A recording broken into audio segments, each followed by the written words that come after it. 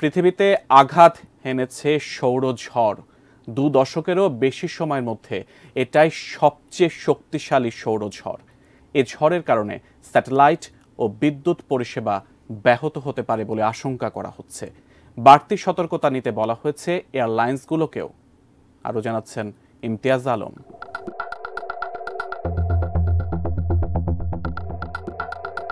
দুই দশকেরও বেশি সময়ের মধ্যে সবচেয়ে শক্তিশালী সৌরঝড় আঘাত হেনেছে পৃথিবীতে। এর ফলে শুক্রবার তাসমানিয়া থেকে শুরু করে যুক্তরাজ্যের আকাশে আকর্ষণীয় মহাকাশীয় আলো দেখা দিয়েছে।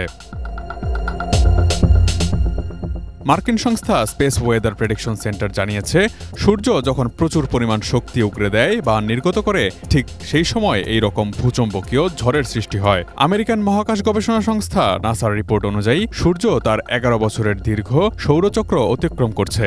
এই কারণে করোনাল ম্যাস ইনজেকশন এবং সৌরশিখা ঘটছে, যা 2025 সাল পর্যন্ত চলমান থাকবে। সৌরঝড়ের কারণে স্যাটেলাইটে শর্ট সার্কিট হয়, পাওয়ার গ্রিড ক্ষতিগ্রস্ত হয়। এসব কারণে মহাকাশচারীদের জীবনও হুমকির মুখে পড়তে পারে। এদিকে পৃথিবীর ম্যাগনেটোস্ফিয়ারের সঙ্গে প্রতিক্রিয়া ঘটিয়ে বিঘ্ন ঘটাতে পারে বিদ্যুৎ পরিষেবা সহ কৃত্রিম উপগ্রহের সঙ্গে যোগাযোগ ব্যবস্থাতেও।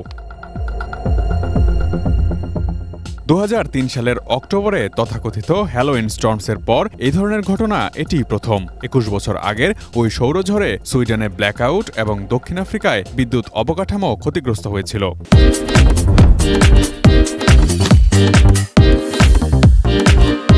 যুক্তরাষ্ট্রের ন্যাশনাল ওশেনিক অ্যান্ড অ্যাটমসফিয়ারিক অ্যাডমিনিস্ট্রেশনের স্পেস ওয়েদার প্রেডিকশন সেন্টারের মতে, বাংলাদেশ সময় শুক্রবার রাত 10টার পর থেকে বেশ কয়েকটি করোনাল ম্যাস ইনজেকশন বা সিএমইর ঘটনা ঘটেছে।